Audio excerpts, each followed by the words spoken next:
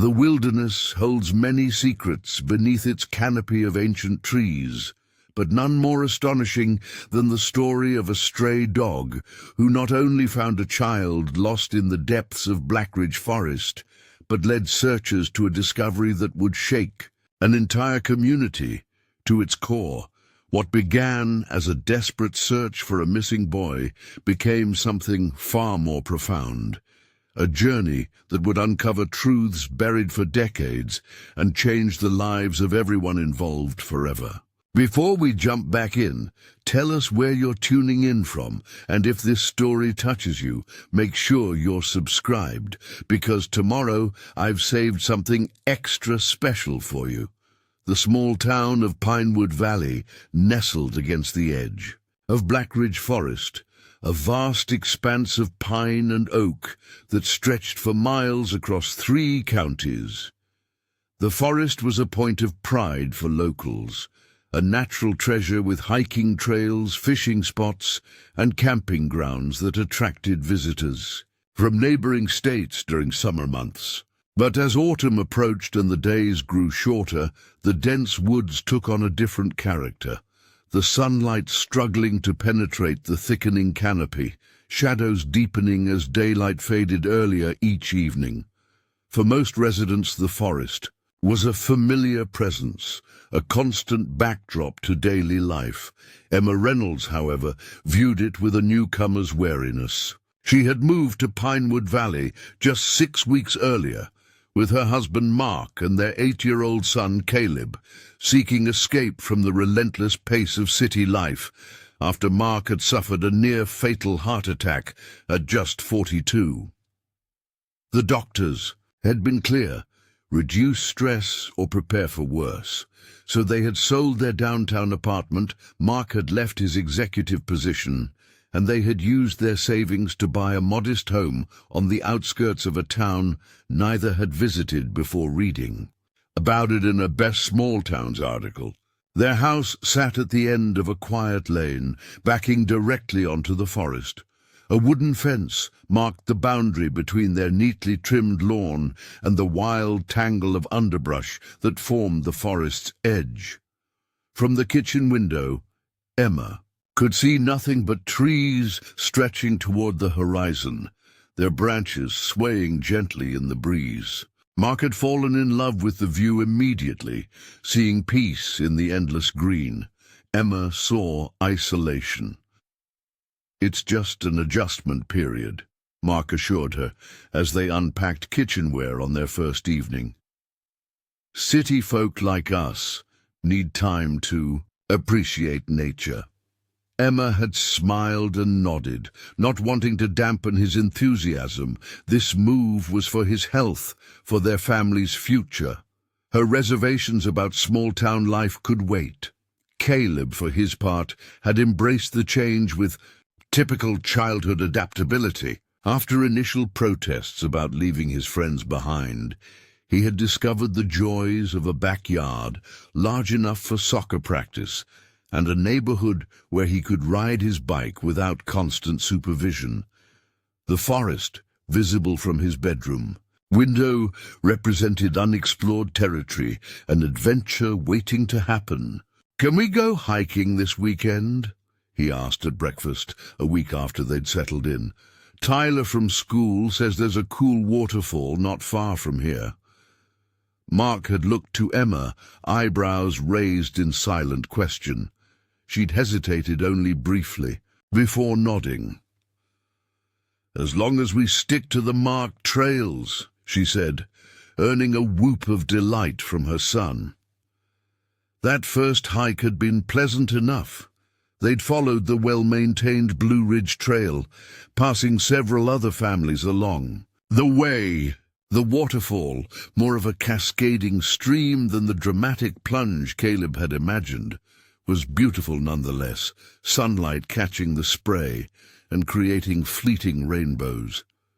Emma had taken photos while Mark and Caleb clambered over nearby rocks, their laughter echoing against the stone. For a few hours, she had allowed herself to believe this new life might work, after all. The school year began, and Caleb adjusted quickly, making friends and joining the elementary soccer team. Mark found part-time work consulting remotely for his old firm, enough to keep him engaged without the stress of full-time responsibilities.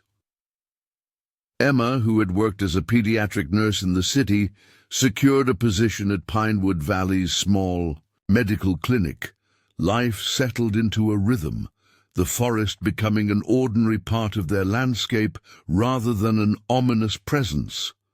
On weekends, they explored different trails, Mark's stamina improving with each hike.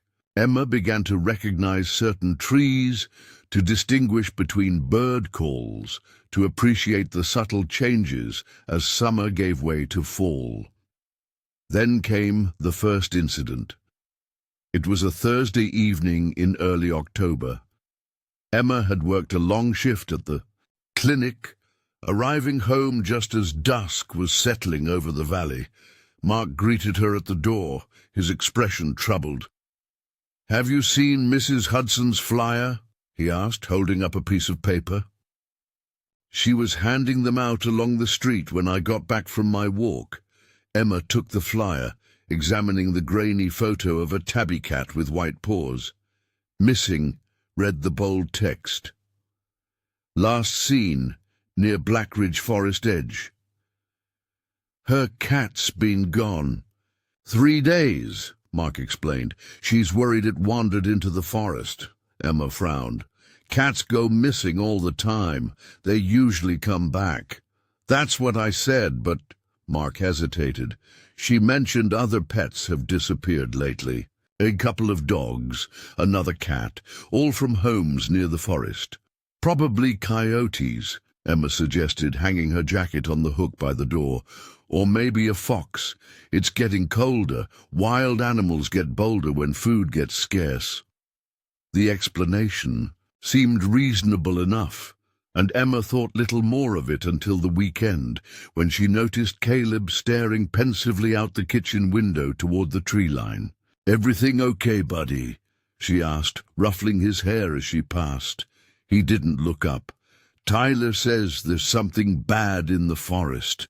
A chill ran through Emma that had nothing to do with the autumn air seeping through the window frame. "What do you mean, something bad?" Caleb shrugged. "I don't know. He says his dad told him not to go in too deep because animals have been disappearing. Not just pets, but like deer and stuff. He thinks it might be a monster." Emma forced a laugh. "Monsters aren't real, Caleb. You know that." "Then what's taking the animals?" "Probably just the natural cycle," she explained, crouching to his level. "Predators like wolves or bears might be passing through the area. It happens in forests sometimes." "Are there bears here?" Caleb's eyes widened. "No, honey, I don't think so." Emma backpedaled, realizing her mistake. "Maybe just coyotes. Nothing to worry about as long as you stay in the yard and don't go into the forest alone." Caleb nodded, but continued staring out the window, his expression unconvinced. That night, Emma mentioned the conversation to Mark as they prepared for bed. "Kids and their imaginations," he said, chuckling. "Remember when Caleb was convinced there was a ghost in our apartment hallway?" "This feels different," Emma murmured, "like he's picking up on something." Mark sat beside her on the edge of the bed. "What do you mean?" "I don't know," she sighed. "It's just, since Mrs. Hudson's cat went missing, I've noticed people in town seem uneasy when the forest comes up, like they're holding something back. It's probably just superstition. Small towns always have their local legends." "Maybe." Emma wasn't convinced, but she let the matter drop. There was no point in borrowing trouble. Preparing and narrating this story took us a lot of time, so if you are enjoying it, subscribe to our channel. It means a lot to us. Now, back to the story. The following week brought heavy rains, keeping everyone indoors. The forest loomed dark and dripping beyond their fence, branches swaying in gusts of wind that rattled the windows. Emma found herself watching it more closely, noting how quickly daylight surrendered to shadow beneath the dense canopy. When the rain finally subsided, leaving the ground sodden and the air crisp with the scent of wet earth and pine, Caleb was eager to get outside. "Can I go to Tyler's?" he begged after breakfast on Saturday. "He got a new video game, and his mom said I could come over." Emma hesitated. Tyler lived just 3 houses down, close enough to see from their front porch. But the thought of Caleb walking alone suddenly made her anxious. "I'll walk you," she decided. "Mom," Caleb protested, "it's like 50 steps away. I'm not a baby." Mark intervened. "He's right, Em. We can see Tyler's house from here." Emma relented, watching from the door as Caleb ran down the lane, his backpack bouncing against his shoulders. When he disappeared into Tyler's front door with a final wave, she exhaled, feeling foolish for her concern. The day passed quietly. Emma caught up on laundry, while Mark worked in the garden, clearing soggy leaves from the flower beds. By late afternoon, dark clouds were gathering again, promising more rain. "I should get Caleb," Emma said, glancing at the sky. "Looks like another storm coming." She called Tyler's house, but there was no answer. Assuming they might be in the backyard, she walked down the lane, raindrops beginning to spatter against her jacket as she reached the front door and knocked. Mrs. Wilson answered, looking surprised. "Emma, everything okay?" "I came to get Caleb before the rain gets worse." Confusion crossed Mrs. Wilson's face. "Caleb? He's not here." A spike of alarm shot through Emma. "What do you mean? He came over this morning to play with Tyler." "No, Tyler's been at his grandmother's since yesterday. They won't be back until tomorrow." Emma's mouth went dry. "But Caleb said—" She stopped, her mind racing. "He must have gone somewhere else. Maybe he got the days mixed up." Mrs. Wilson's expression shifted to concern. "Do you want me to help you look? I can call around." No, Emma said quickly, already backing away. "I'm sure there's a simple explanation. Thank you." She hurried home, rain falling more heavily now, soaking through her jacket. Mark looked up from the couch as she burst through the door, her face white. "Caleb's not at Tyler's," she said, voice trembling. "Tyler's not even home. He lied to us." Mark stood immediately. "Have you tried his other friends? Maybe he—" "He doesn't have other friends yet," Emma interrupted. "He only ever talks about Tyler." They called the few parents they'd met through soccer, but none had seen Caleb. With each negative response, the knot in Emma's stomach tightened. Outside, the rain intensified, drumming against the roof and streaming down the windows in rivulets. "I'm calling the police," she decided, reaching for her phone. The Pinewood Valley Police Department consisted of Chief Barnes and 3 officers, none of whom were accustomed to missing person reports. Chief Barnes arrived within 20 minutes, a heavy-set man with kind eyes and a no-nonsense demeanor. 8-year-old boy, gone approximately 6 hours, he summarized after hearing their account. "Any places he particularly likes to go? Any reason he might have run away?" "He didn't run away," Emma said firmly. "And no, he doesn't really know the area yet. We've only been here 6 weeks." The chief nodded, making notes. "Any friends besides this Tyler?" "No one close," Mark replied. "He's still adjusting to the move." "Has he shown interest in the forest? Gone exploring there?" Emma's heart lurched. "We've hiked a few times on the marked trails, but he knows he's not allowed to go in alone."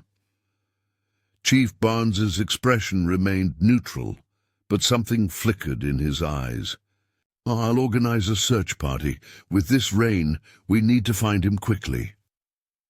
Within an hour, the lane outside their house was filled with vehicles. Neighbors Emma had barely met arrived with flashlights and rain gear, ready to help. Chief Barnes divided them into teams, assigning search areas with efficient precision. "I want you two to stay here," he told Emma and Mark, "in case Caleb comes back on his own. Officer Reyes will stay with you to coordinate communication." Emma shook her head vehemently. "I need to look for him. I can't just sit here." "Mrs. Reynolds," the chief said gently, "searching in this weather is dangerous even for experienced people. The forest trails get slippery, visibility is poor, and it'll be dark soon. The best thing you can do is be here if he returns." Reluctantly, Emma agreed, watching through rain-streaked windows as the search teams departed, flashlight beams bobbing like fireflies as they entered the forest edge.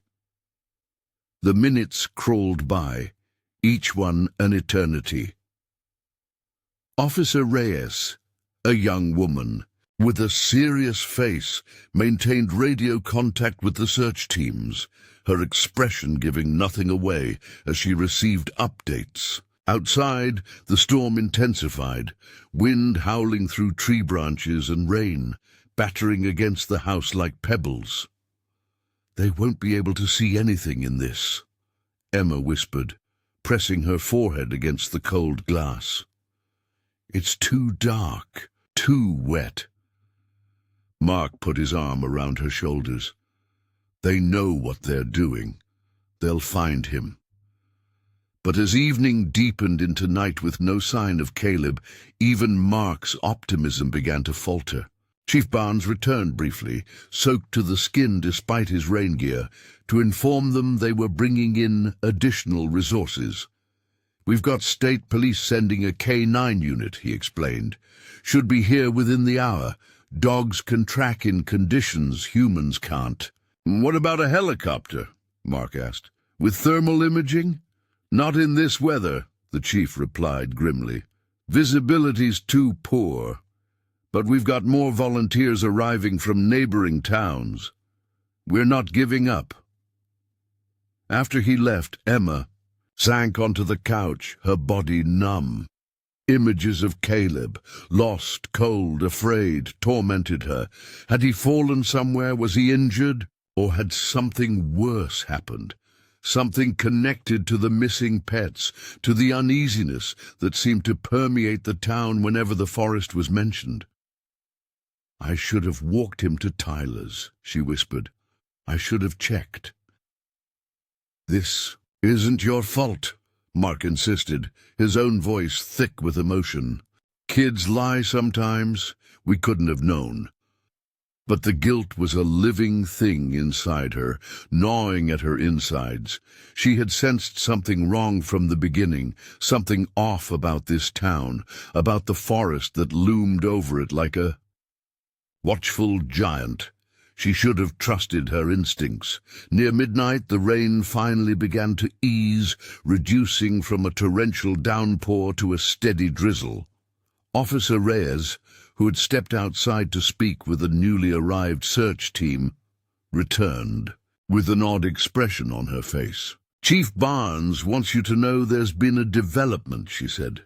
"One of the search teams spotted a dog near Ravenwood Creek, about 2 miles into the forest. It seems agitated, barking at the searchers, and running back and forth along the creek bank." "A dog?" Emma repeated, confused. "What does that have to do with Caleb?" "Normally nothing," the officer admitted. "But this dog, it's a stray that's been seen around town for months. Everyone knows it. It keeps to itself, doesn't bother anyone. But it's never been known to bark much.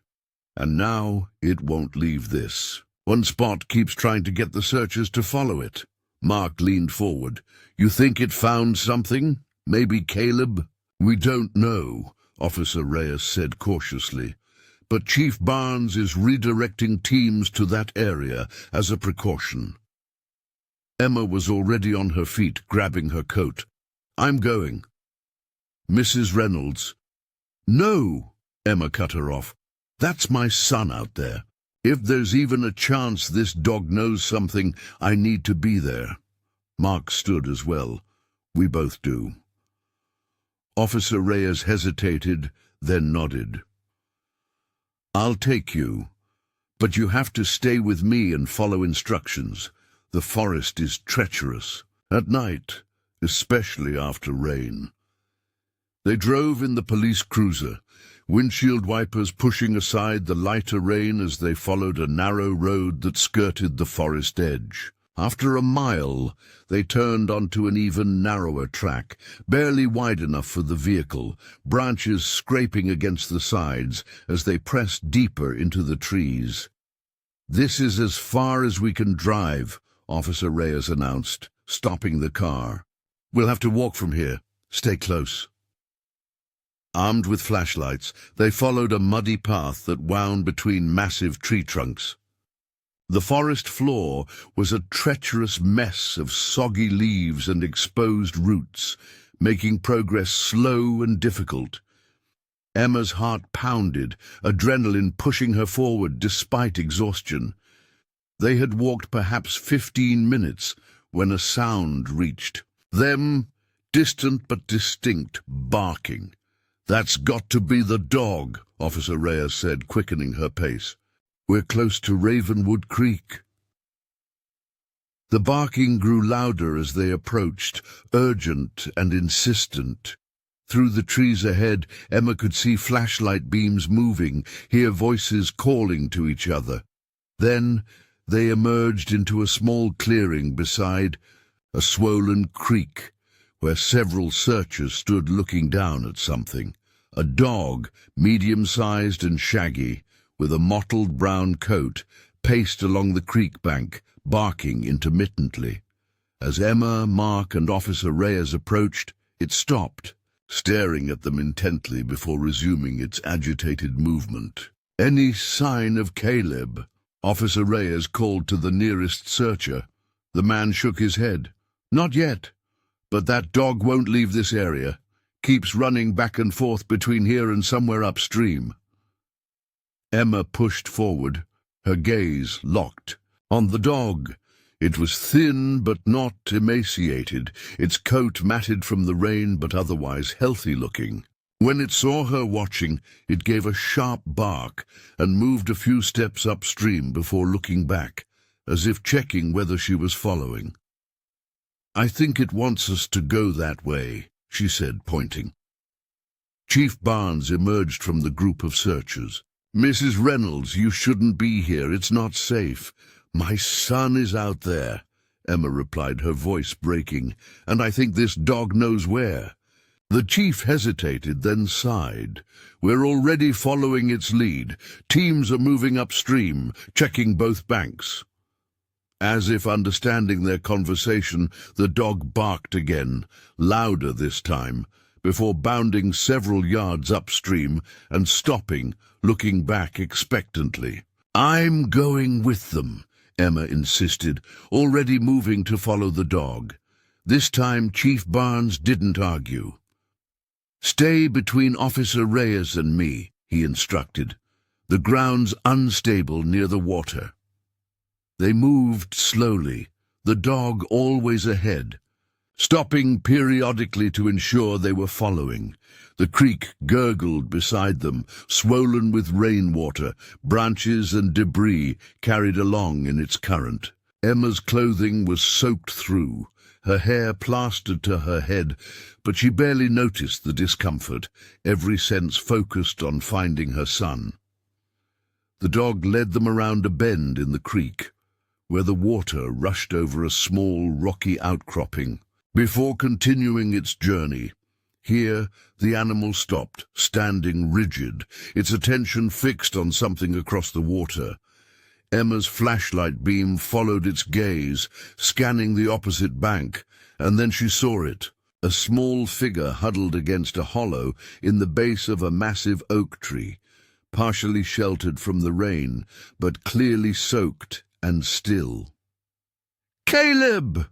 she screamed, already splashing toward the creek. Chief Barnes grabbed her arm. "Wait! The current's too strong. We need to cross safely." The next moments passed in a blur. Searchers formed a human chain across the creek's narrowest point, passing Emma and Mark safely to the other side. Then they were running, stumbling over roots and rocks toward the motionless form of their son. Caleb was unconscious but breathing, his skin cold to the touch, his clothing soaked. Emma cradled him in her arms, sobbing with relief as Mark stripped off his jacket to wrap around the boy. "He's alive," she kept repeating. "He's alive." Paramedics had been waiting with the search party, and they quickly took over, checking Caleb's vital signs and preparing him for transport. Hypothermia was their primary concern. He had been exposed to the elements for hours, his small body chilled to a dangerous degree. As they worked, Emma noticed the dog watching from a few yards away, no longer barking, its mission apparently complete. She approached it slowly, kneeling in the mud. "Thank you," she whispered. "Thank you for finding him." The dog tilted its head, regarding her with intelligent eyes, before turning to look at something further up the slope. It gave a single soft bark, then looked back at Emma, as if trying to communicate something more. "What is it?" she asked, following its gaze. The slope rose steeply from the creek bank, thick with undergrowth and fallen trees. At first Emma saw nothing unusual, just the dark shapes of the forest at night. Then her flashlight caught something, a glint of metal, half buried in the earth where rain had washed away the covering soil. Chief Barnes appeared beside her. "They're ready to move Caleb. We need to get him to the hospital." "There's something there," Emma said, pointing. "The dog wants us to see it." The chief directed his own flashlight toward the spot.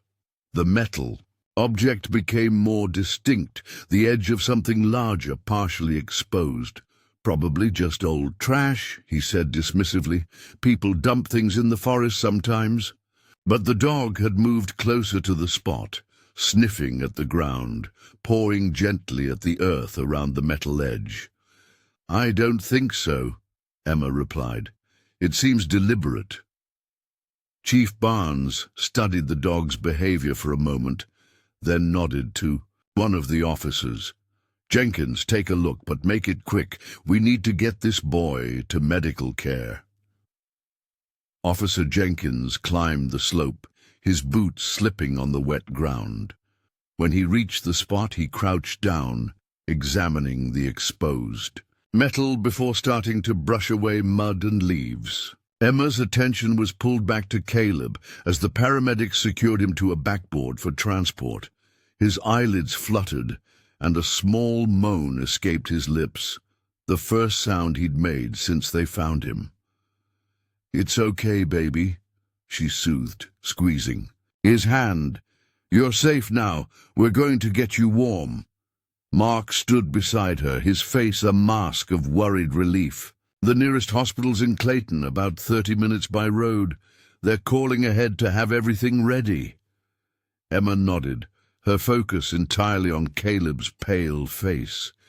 She barely registered the commotion until Officer Jenkins' voice cut through the night, sharp with surprise. "Chief, you need to see this." Chief Barnes frowned, directing his flashlight back toward the slope. "What is it?" Officer Jenkins had uncovered more of the metal object, revealing what appeared to be a handle or latch.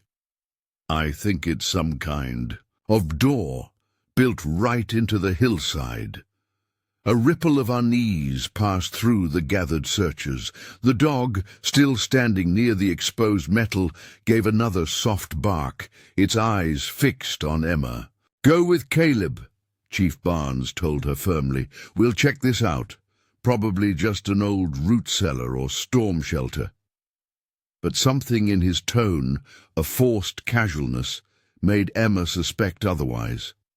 As the paramedics began moving Caleb toward the makeshift path where they would carry him back to the waiting ambulance, she heard Chief Barnes radio for additional officers. "I need forensics at Ravenwood Creek," he said quietly, "and tell County we might need their assistance. This could be related to the Blackridge cases." Emma didn't know what the Blackridge cases referred to, but the gravity in the chief's voice sent a chill through her that had nothing to do with the cold night air.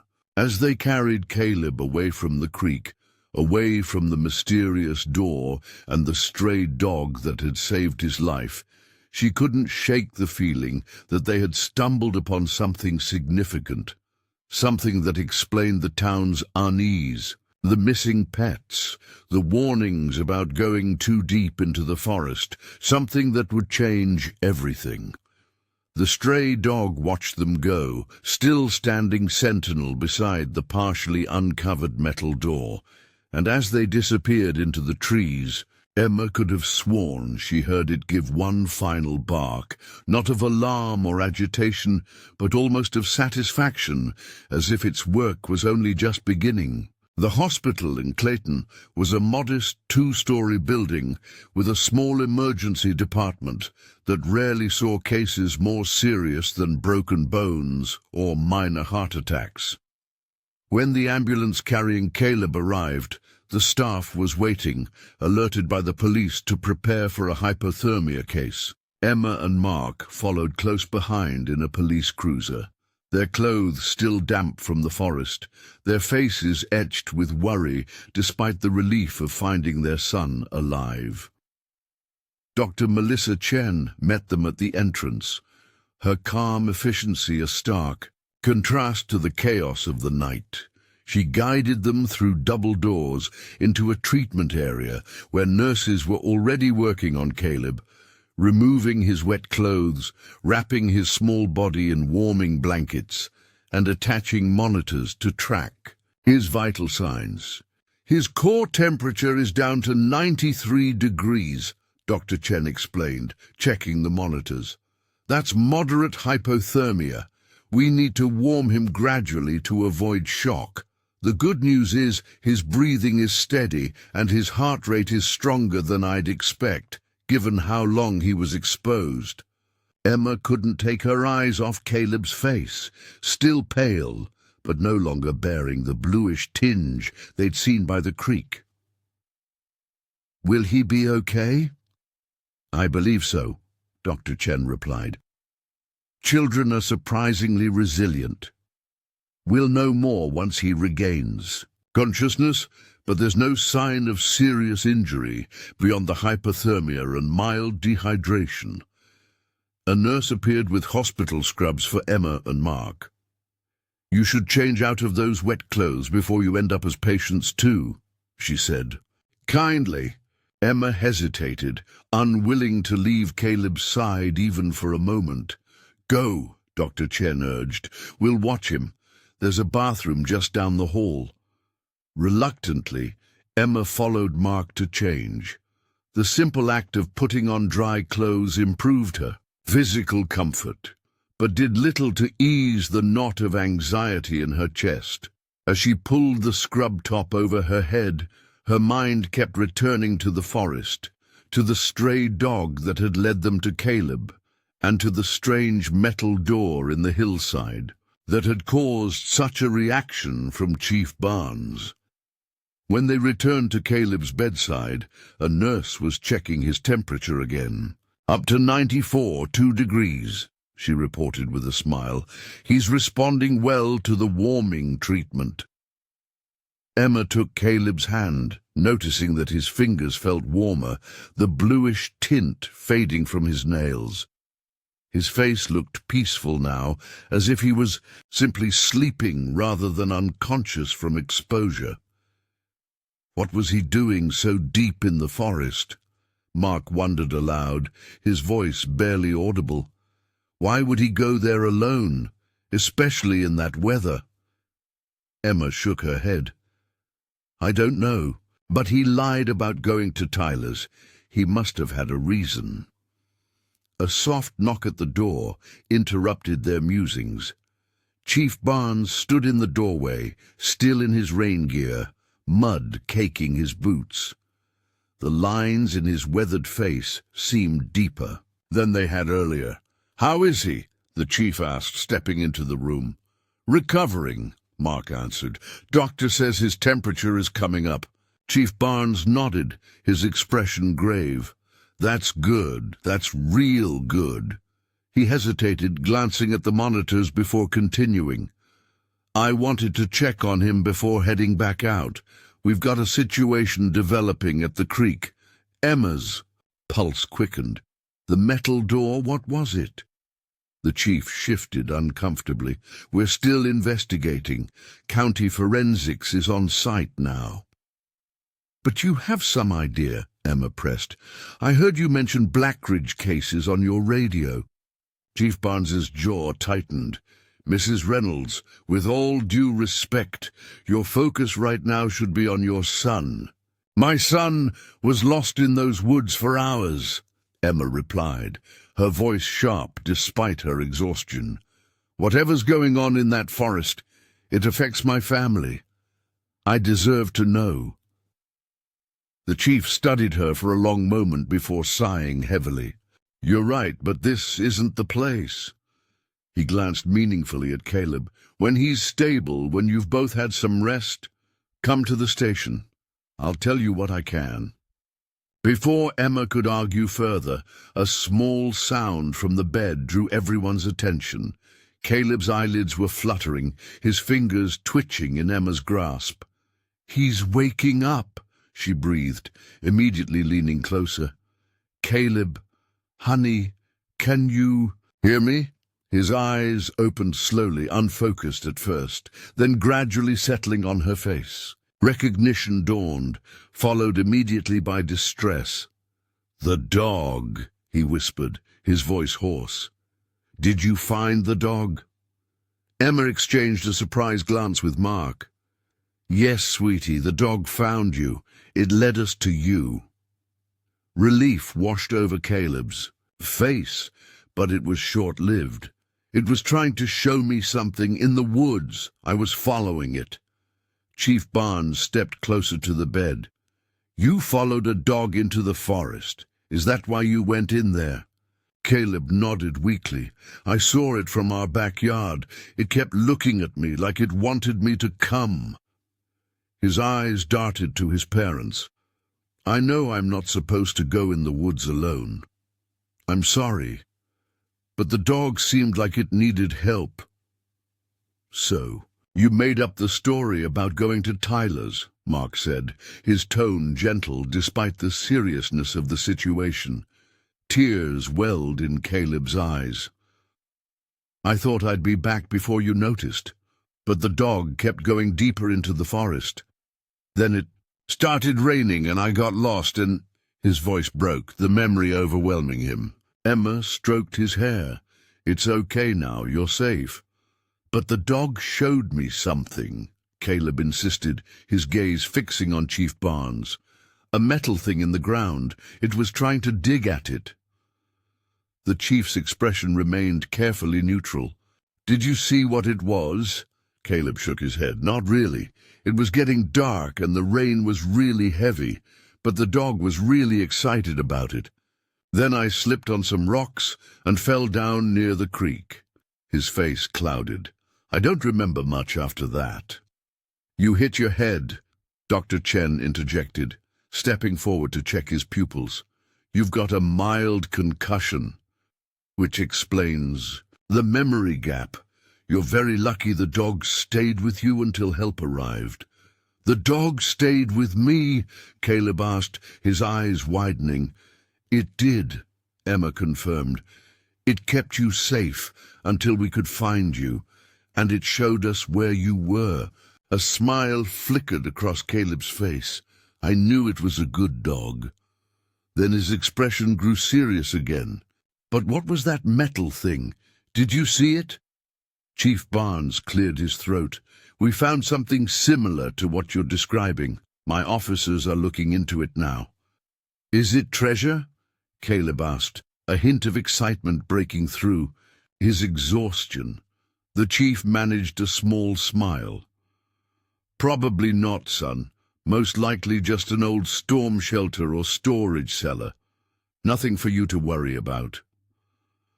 But Emma caught the tension behind his casual tone, the way his eyes avoided meeting hers directly.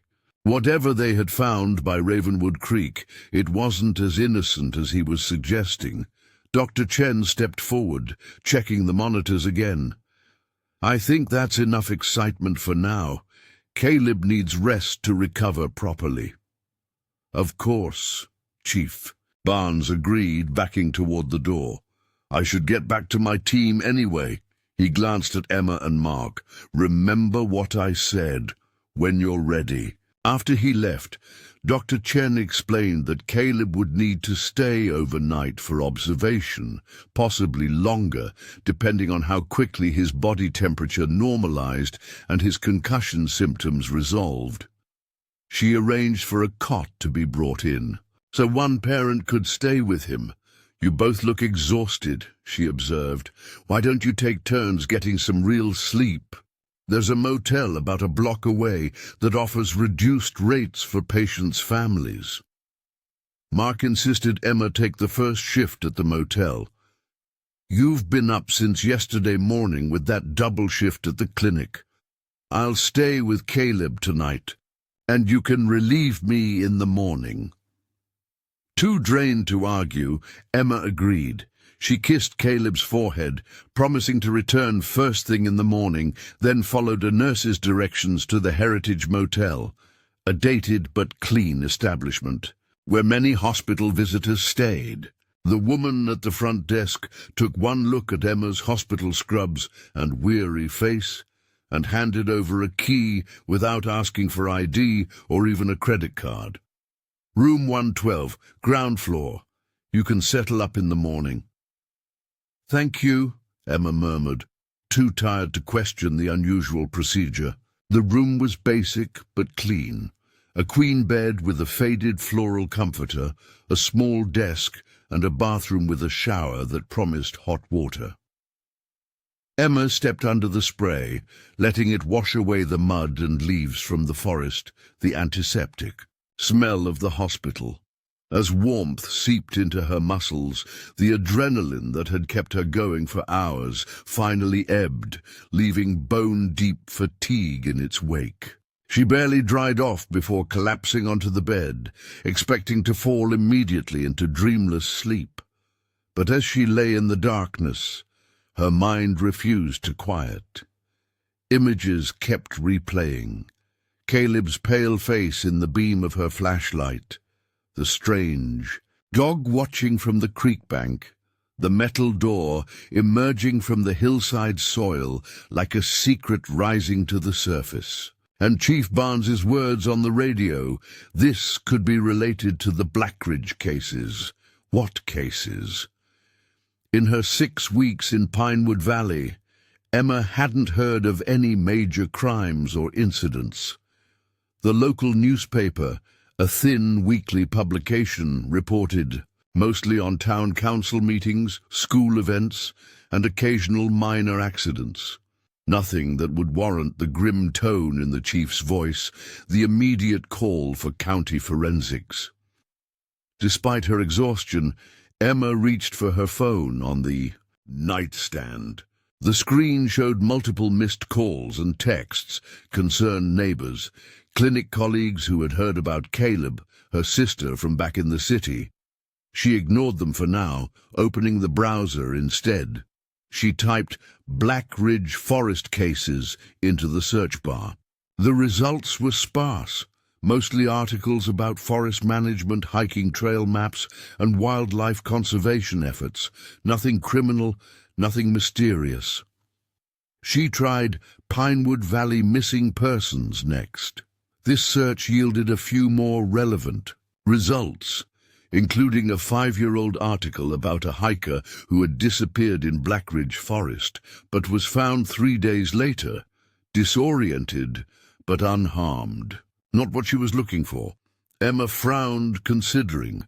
If these Blackridge cases were significant enough for the chief to immediately connect them to the metal door, why wasn't there more information online? Unless... She modified her search. Ravenwood Creek history, Pinewood Valley. The results changed dramatically. Headlines from decades past appeared, preserved in digital archives of regional newspapers. Search continues for missing Pinewood.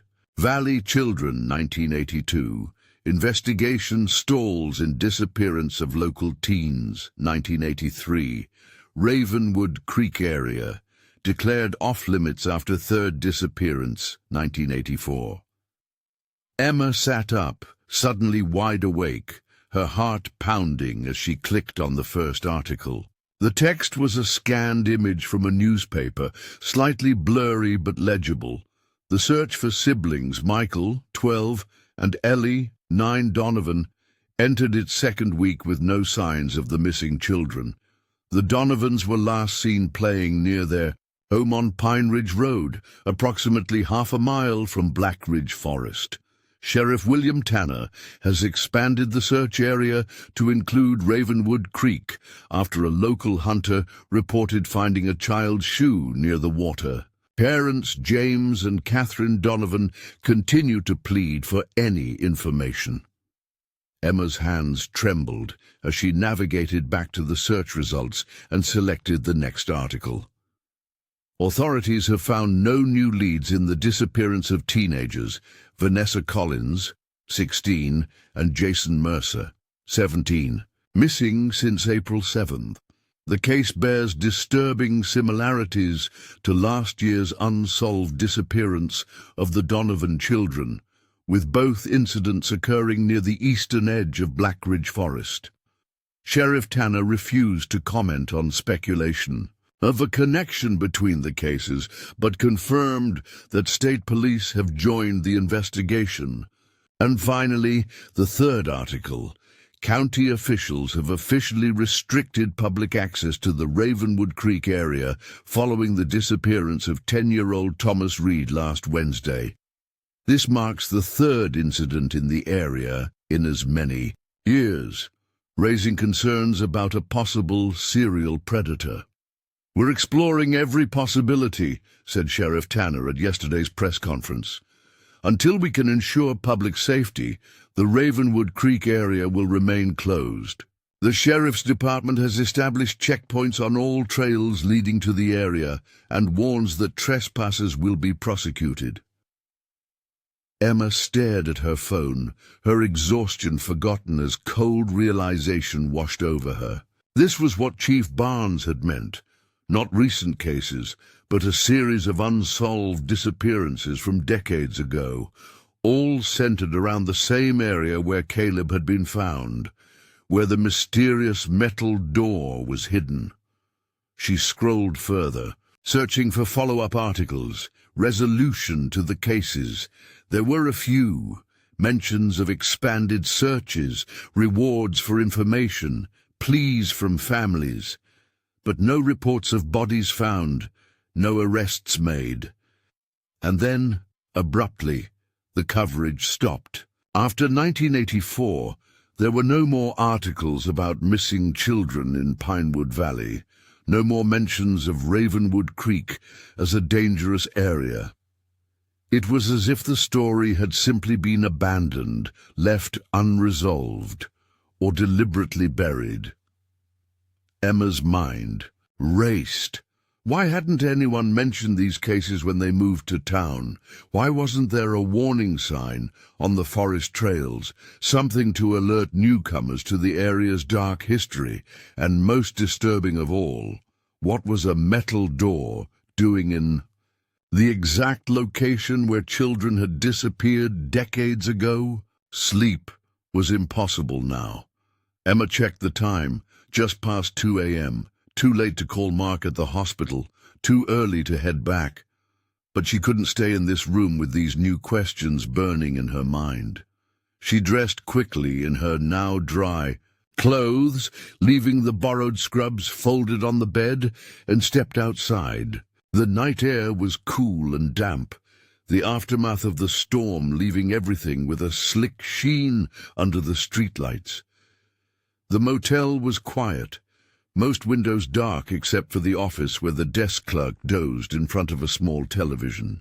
Emma walked without a clear destination, her thoughts churning. The street was deserted, small-town businesses long closed for the night.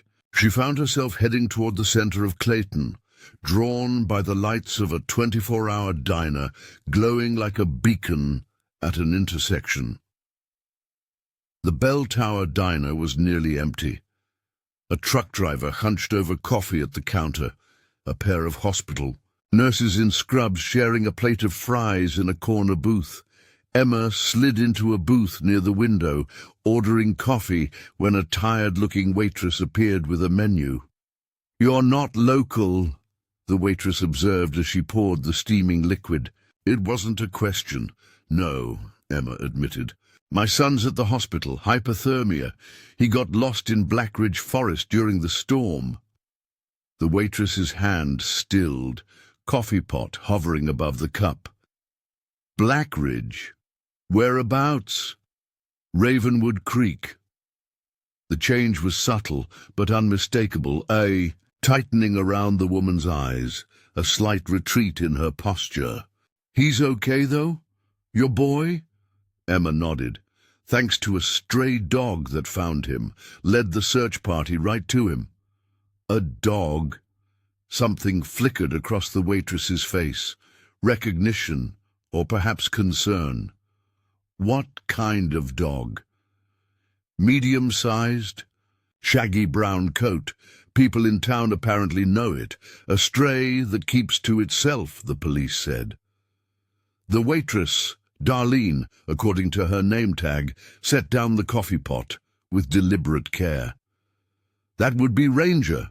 Been around for years. No one knows where he came from, but he's harmless. Smart, too." "Ranger," Emma repeated. "Is he anyone's pet?" Darlene shook her head. "Not really. People leave food out for him, but he doesn't let anyone get too close. Stays mostly to himself." She hesitated, glancing around the nearly empty diner before lowering her voice. "They say he watches the forest." "Watches it? What do you mean?" But Darlene straightened, her moment of candor apparently over. "Just local talk. Nothing important. You need a menu, hun?" Emma sensed that pushing would yield nothing. "Just the coffee for now. Thanks." Left alone, she sipped the strong brew, its warmth doing little to dispel the chill that had settled over her since reading those old articles. "They say he watches the forest." The casual comment echoed in her mind, taking on new significance in light of what she now knew. Was it possible the dog, Ranger, had been deliberately watching for lost children? That somehow this animal understood the danger the forest posed? It seemed absurd. And yet Ranger had found Caleb, had stayed with him, had led searchers directly to him and to the mysterious metal door. As if on cue, the diner's door swung open, and a man in a police uniform entered. Not Chief Barnes, but one of his officers, tall and lean, with close-cropped grey hair and a face that spoke of long exposure to the elements. He nodded to the waitress, who immediately poured coffee into a mug and slid it across the counter without being asked. Emma recognized him as one of the searchers who had been at Ravenwood Creek, though she couldn't recall his name. He hadn't noticed her yet, his attention focused on accepting the mug with a grateful nod. She debated approaching him, asking about the investigation at the creek, but before she could decide, his radio crackled to life. "Unit 4, this is dispatch. Chief wants all available officers back at the site. They've opened the structure." The officer responded immediately, setting down his untouched coffee. "Copy that. On my way." As he turned to leave, his gaze swept the diner and landed on Emma, recognition dawned, followed by a flash of something concern, pity, before his professional mask returned. "Mrs. Reynolds," he acknowledged with a nod. "Your boy doing all right?" "Yes, thank you," Emma replied. "He's at the hospital overnight for observation." The officer seemed about to say something more, then thought better of it. "Good to hear. You get some rest now." As he reached the door, Emma called after him, unable to contain her curiosity any longer. "Officer, what did they find in that door by the creek?" He paused, hand on the handle, his back to her. For a moment, she thought he would ignore the question. Then he half turned, his profile illuminated by the harsh fluorescent lighting. "Nothing that concerns you, ma'am." His tone was firm but not unkind. "Best focus on your son's recovery." With that, he was gone, leaving Emma with her cooling coffee and multiplying questions. Darlene appeared at her table again, coffee pot in hand. "Refill?" Emma pushed her cup forward, studying the waitress's face. "Darlene, how long have you lived in this area?" "Born and raised," the woman replied, topping off the coffee. 58 years in Clayton, except for a brief, ill-advised marriage that took me to Tulsa for 8 miserable months in '91. "So you were here in the early '80s? Darlene's hand stilled again, her eyes narrowing slightly. "I was." "When those children disappeared near Ravenwood Creek," the coffee pot clattered against the edge of the cup. "Who've you been talking to?" "No one," Emma assured her. "I found some old news articles online. I'm just trying to understand what's happening. My son was found in the exact same area where those kids went missing 40 years ago. That can't be a coincidence." Darlene glanced around the diner again, then slid into the seat opposite Emma, setting the coffee pot on the table between them. "Listen to me," she said, her voice barely above a whisper.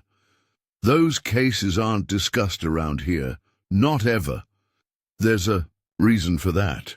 "What reason?" "Because they were never solved. Because it tore this community apart. Because 3 families left town broken, with no answers, no closure." Darlene leaned closer. "And because some people think whatever happened back then isn't over." A chill ran down Emma's spine. "What do you mean, not over? Have there been other disappearances? No kids, not since '84, but pets go missing. Hikers report strange sounds. The wildlife behaves oddly near certain parts of the forest." Darlene tapped her fingers nervously against the tabletop. "And that dog you mentioned, Ranger, he showed up right after the last disappearance. No one knows where he came from, but he's been here ever since. Doesn't age like a normal dog should. My daddy used to say that dog's been watching the forest for 40 years, and he looks the same now as he did then." Emma frowned. "That's impossible. Dogs don't live that long." "I know what's possible and what's not," Darlene retorted. "I'm just telling you what people say, what I've seen with my own eyes." "And what about the metal door? Do people talk about that?" Darlene's expression shifted to genuine confusion. "Door? What door?" Emma hesitated, suddenly uncertain whether she should share this information. But she needed answers, and Darlene was the first person who seemed willing to talk openly about the forest's history. "There's a metal door built into the hillside near Ravenwood Creek. It was partially exposed by the rain. That's what Ranger was trying to show the search party, and apparently what he was trying to show my son before Caleb got lost." The color drained from Darlene's face. "Oh, Lord," she whispered. "They found it." "Found what? What is it?" But Darlene was already standing, gathering her composure with visible effort. "I've said too much. This isn't my business anymore. It's for the police to handle now." "Please," Emma pressed. "My son could have died out there. I deserve to know what's going on." Darlene grabbed the coffee pot, her knuckles white around the handle. "Some things are better left buried, Mrs. Reynolds. Emma Reynolds." "Mrs. Reynolds." Darlene's voice softened slightly. "Take your boy and go back to wherever you came from. This town has secrets it's not ready to share, especially not with outsiders." With that, she retreated behind the counter, busying herself with wiping already clean surfaces, her back firmly turned to Emma. Emma sat for several minutes, her coffee growing cold, trying to process this strange conversation. Whatever was behind that metal door, it clearly connected to the disappearances 40 years ago, and at least one local believed it represented an ongoing threat. A threat that Ranger the dog seemed determined to expose. Her phone buzzed with a text message from Mark, "Caleb asking for you." Awake and more alert. "Doctor says temp almost normal now." Relief flooded through Emma. She left money on the table and hurried out into the night, which had grown colder during her time in the diner. The hospital was only a few blocks away, its windows glowing softly in the darkness. As she approached the building, movement caught her eye. A shape detaching itself from the shadows near the entrance. Emma tensed, prepared to run, but then recognized the silhouette. It was Ranger, the stray dog, sitting patiently by the hospital doors, as if waiting for someone, as if waiting for her. Emma slowed her pace, approaching cautiously.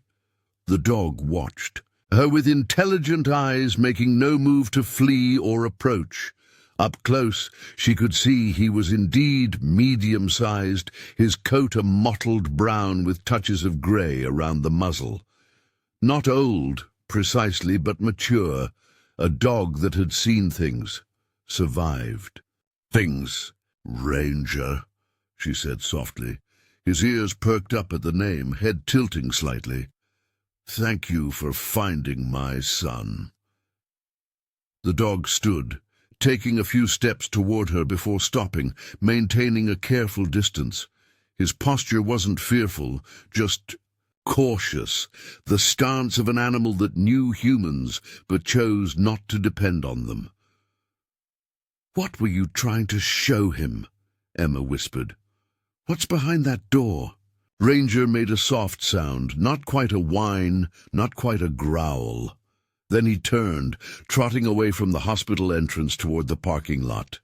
At the edge of the light, he stopped, looking back at her expectantly. Emma hesitated. Following. A stray dog in the middle of the night seemed foolish at best, dangerous at worst. But this was no ordinary dog. This was the animal that had saved Caleb, that had somehow known where to find him in a vast forest during a storm. The animal that had led searchers to a metal door connected to decades-old disappearances. Her phone buzzed again. "Where are you?" Caleb's asking, torn. Emma typed a quick reply, "Just outside. Be there in 5 minutes." When she looked up, Ranger was still waiting, his silhouette outlined against the distant streetlights, still watching her, still expecting her to follow. With a deep breath, Emma made her decision. She would see her son first, make sure he was truly recovering. Then somehow she would find out what was happening at Ravenwood Creek, what the police had discovered behind that metal door, and why a stray dog had spent years watching over a forest with a dark history of vanished children. Because one thing was becoming increasingly clear: the mystery of Blackridge Forest wasn't just about the past, it was very much alive in the present, and somehow her family had become entangled in it. As if reading her thoughts, Ranger gave A soft bark before disappearing into the shadows, leaving Emma alone with her decision and the growing certainty that nothing in Pinewood Valley would ever be the same again. The hospital corridor was quiet at this early hour, the fluorescent lights dimmed to accommodate sleeping patients. Emma moved quickly, her footsteps echoing softly against the polished floor as she made her way to Caleb's room. Her mind still raced with questions about Ranger and the metal door, but those concerns momentarily receded as she approached her son's bedside. Caleb looked dramatically better than he had just hours before. Color had returned to his cheeks, and his eyes brightened when he saw her. "Mom!" he called out, reaching for her. Emma embraced him carefully, mindful of the IV line still delivering fluids to his arm. "Hey, buddy, you're looking so much better." Mark stood from the chair. He'd been dozing in, relief evident in his exhausted face. His temperature's back to normal. Doctor says it's almost miraculous how quickly he's recovered. "Kids bounce back fast," Emma said, smoothing Caleb's hair away from his forehead. "How are you feeling, sweetheart?" "Better. Just tired and hungry." Caleb glanced past her toward the door. "Did you see the dog? Is he okay?" Emma exchanged looks with Mark. "The dog that found you? He's fine. I actually just saw him outside the hospital." Caleb's eyes widened. "He's here. Can I see him?" "Not right now, honey. You need to rest. Maybe later." Caleb sank back against his pillows, disappointment flickering across his face. "He saved me, you know. When I fell near the creek, I was really cold. He laid down next to me, kept me warm, and he kept licking my face whenever I started falling asleep." Emma's chest tightened. She hadn't known this detail, that Ranger had actively kept Caleb from succumbing to the dangerous sleep of hypothermia. The dog hadn't just found her son, he'd kept him alive until help arrived. "That was smart of him," she said softly. "When people get too cold, they shouldn't fall asleep." "He knew," Caleb insisted. "He's not just a regular dog. He understands things." Mark moved to the other side of the bed, his expression gentle but concerned. "Caleb, can you tell us why you followed the dog into the forest? You know the rules about going in there alone." Caleb fidgeted with his blanket. "I know it was wrong, but he kept coming to our fence, looking at me, for days, like he was trying to tell me something." He looked up, his eyes earnest. "Yesterday he had something in his mouth. A piece of cloth, I think. Red." He kept dropping it, then picking it up again like he wanted me to follow. "I thought maybe a kid lost their jacket or something. I just wanted to help." "So you made up the story about Tyler," Emma said, her tone carefully neutral. Caleb nodded, guilt crossing his face. "I'm sorry. I knew you wouldn't let me go into the forest by myself." "You were right about that," Mark confirmed, though his voice held no anger. "What happened once you were in there?" "I followed the new dog for a while. He stayed close at first, waiting for me when I got tired. Then we got to this creek, and he started digging at something in the hillside. That's when I saw the metal thing, like a handle or something. I tried to help him dig, but then it started raining really hard. I was going to go back home, but I got confused about which way to go. The dog tried to lead me, but I slipped on some rocks and fell." Caleb's voice grew quieter. "I don't remember much after that, just being really cold and wet, and the dog staying with me." Emma and Mark exchanged troubled glances over their son's head. Caleb had confirmed what they'd suspected. Ranger had deliberately brought him to the metal door. The dog had a purpose, a mission. But why involve their son? A soft knock interrupted their thoughts. Dr. Chen entered, clipboard in hand, her expression pleased as she noted Caleb's improved color. "You're making an excellent recovery," she told him after checking his vital signs. "If you continue like this, we can probably discharge you this afternoon." "That's great news," Mark said, the relief evident in his voice. Dr. Chen smiled.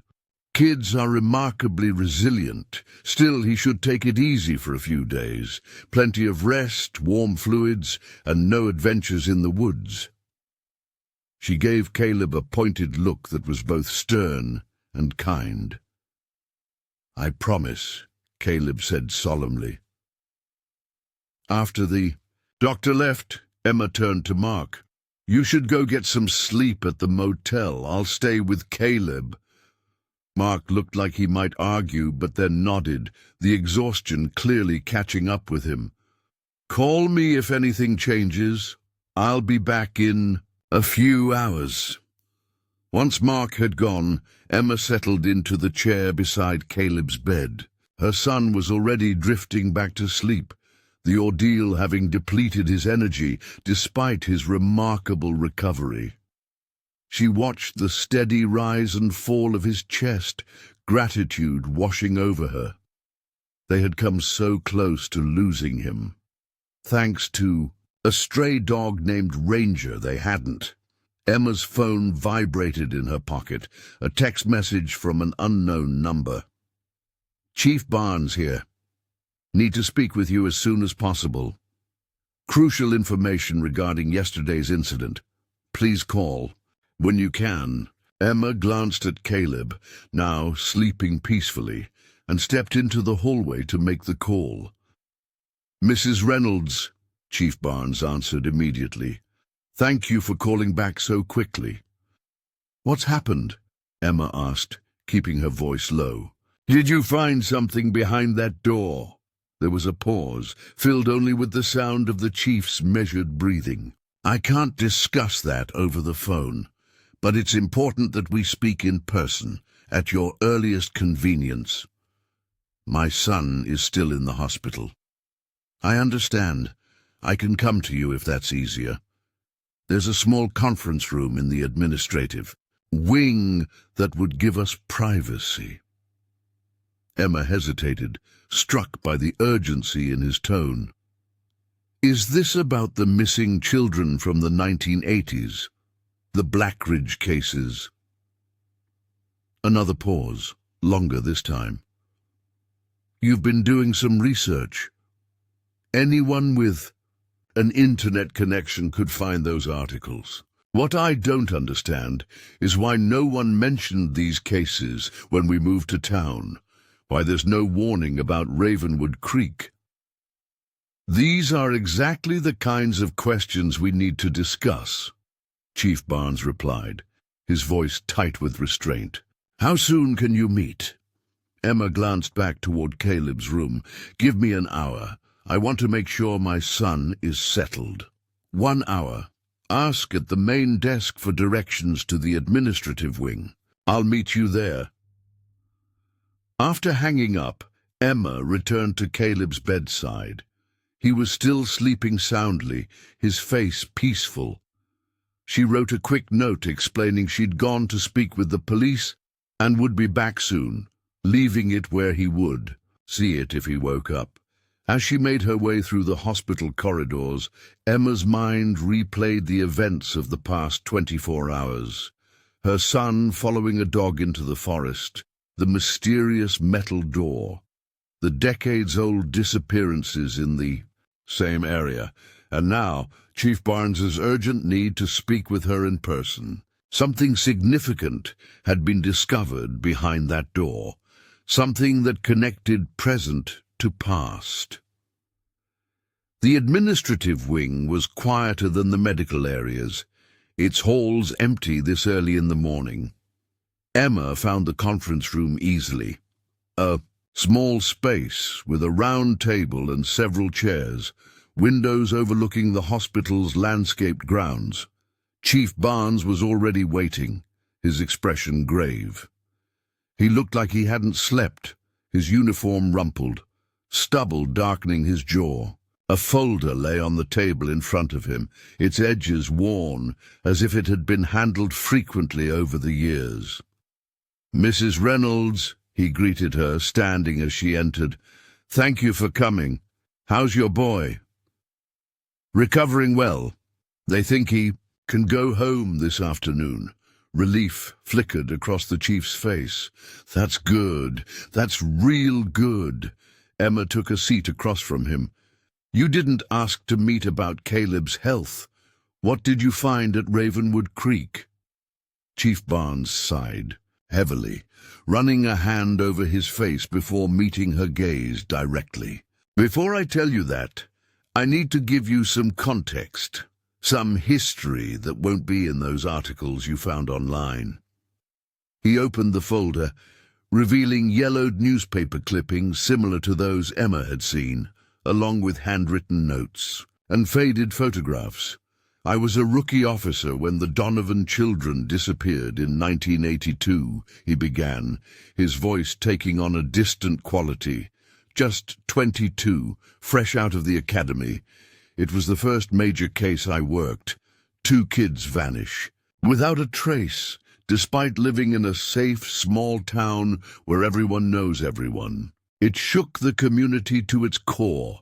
He tapped one of the photographs. 2 smiling children, a boy and a girl, their school portraits placed side by side in the newspaper. "We searched for weeks, every inch of the forest, every abandoned building, every possible place they could be. Nothing, not a single trace." He shook his head, the memory still troubling him 4 decades later. Then, the next year, it happened again. 2 teenagers this time. Similar circumstances. Last seen near the forest edge. No signs of struggle, no witnesses. Just gone. Emma leaned forward. "And then Thomas Reed in 1984. Chief Barnes nodded grimly. 10 years old. Child of a single mother who worked 2 jobs. He was supposed to be at a friend's house after school, but never arrived. 3 days later, a search party found his backpack near Ravenwood Creek. Nothing else." "Were there any suspects? Any theories about what happened?" "Plenty of theories, no solid suspects." The chief carefully arranged the clippings in chronological order. "Some thought it was someone from outside, a drifter passing through. Others suspected it had to be a local, someone who knew the forest well enough to move through it without leaving traces. There were even wilder ideas, cults, government experiments, supernatural explanations. But no evidence pointing to any of these. Not until 1984, after Thomas disappeared." Chief Barnes pulled out a page of handwritten notes. "A private investigator hired by the Reed family found something the official search had missed. A small clearing about a quarter-mile from where the backpack was discovered. The ground had been disturbed, as if something heavy had been dragged across it, and there were tire tracks nearby, on a maintenance road that wasn't on any public maps." Emma felt a chill run down her spine. "And that clearing, was it near where we found Caleb yesterday?" The chief's jaw tightened. "The exact same area." "What about the metal door? Was that discovered back then?" "No. Either it wasn't there yet, or it was better concealed." He leaned back, exhaling slowly. "The investigation hit a wall. The private investigator's findings suggested human involvement rather than animal attacks or accidents, but there was no murder weapon, no bodies, no witnesses. The case went cold." "Until now," Emma said softly. Chief Barnes met her gaze directly. "Until now." He pulled out his phone, scrolling to find something before placing it on the table between them. It showed a photograph of the metal door, now fully excavated from the hillside. It was larger than Emma had imagined. Not a small hatch, but a full-sized door made of weathered metal with a heavy industrial handle. This was hidden underneath approximately 2 feet of soil and vegetation, he explained. Forensics believes it was deliberately buried, probably shortly after 1984, and has remained undisturbed until recent rains began to expose it. "What's behind it?" Emma asked, her voice barely above a whisper. The chief hesitated, clearly weighing how much to reveal. "A bunker of sorts, approximately 12 feet by 15 feet, constructed of concrete and steel. Preliminary examination suggests it was built sometime in the late 1970s, possibly as a private fallout shelter. They were popular during the Cold War era. And inside, evidence," he said simply, "evidence that connects directly to the disappeared children." Emma's breath caught. "You found remains?" "No," Chief Barnes replied quickly. "No human remains, but personal items. A bracelet with Ellie Donovan's name engraved on it, a high school ring belonging to Jason Mercer, a red jacket with Thomas Reed's name sewn into the collar." The last item made Emma's mind flash back to Caleb's words. He had something in his mouth. "A piece of cloth, I think. Red." "The dog," she breathed. "Ranger. He had a piece of red cloth. That's what he used to lure Caleb into the forest. A fragment of Thomas Reed's jacket." Chief Barnes's expression shifted to one of intense interest. "You're certain about this?" "That's what Caleb told us this morning. The dog had something red in its mouth, kept dropping it and picking it up, like it wanted Caleb to follow." "Might—" She leaned forward, the implications becoming clear. "Ranger knew what was inside that bunker. Somehow, he knew it was related to Thomas Reed." "That's impossible," the chief said, but his tone lacked conviction. "That dog couldn't be old enough to have any connection to events from 40 years ago. According to the waitress at the Bell Tower Diner, Ranger appeared right after the last disappearance in 1984. She claims he hasn't aged normally, that he's been watching the forest ever since." Chief Barnes ran a hand over his face again. "Darlene Mitchell, I should have known she'd talk to you. Is she right about the dog's age?" The chief was silent for a long moment. "I can't explain Ranger," he finally admitted. "He's been around as long as I can remember. My predecessor, Sheriff Tanner, used to say that dogs showed up right after they closed the Thomas Reed case. Started hanging around the station, following officers who went near the forest. Over the years, he's led hikers out when they got lost, barked to alert people about wildfire smoke before it was visible, even found a woman who'd had a stroke while walking her own dog. And you never thought that was unusual?" "Of course it's unusual, but this is a small town, Mrs. Reynolds. We have our eccentricities. A seemingly ageless dog that helps people. That's actually one of the less strange things about Pinewood Valley." He managed a wry smile that quickly faded. "What I can't explain is how he knew about that bunker, or why he brought your son to it." "I think the answer is obvious," Emma said. "He's been trying to expose what happened to those children for 40 years, and now he finally has." "By using your son as a tool?" Chief Barnes's tone hardened. "Caleb could have died out there. But he didn't, because Ranger stayed with him, kept him warm, kept him awake until help arrived." Emma's certainty grew as she spoke. "He didn't mean for Caleb to get hurt. He just needed someone to find that door, to uncover what was inside." The chief didn't look convinced, but he didn't argue further. Instead, he turned his attention back to the file, pulling out another photograph, this one showing the interior of the bunker, Metal shelving lined one wall, holding what appeared to be canned goods and supplies. A cot stood in one corner, a small table and chair in another. On the table lay several items, carefully arranged: the bracelet, the ring, and fragments of a red fabric.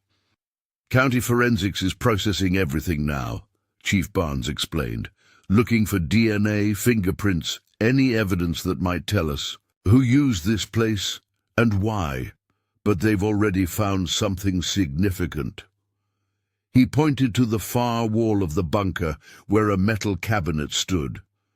This contained files, detailed records of the children, their routines, their families, photographs, taken without their knowledge. Someone was stalking them, planning their abductions carefully. Emma felt sick. "Do you know who?" "Not yet. But these records date from 1981 to 1984, and they include notes about other potential victims who were never taken." The chief's expression darkened.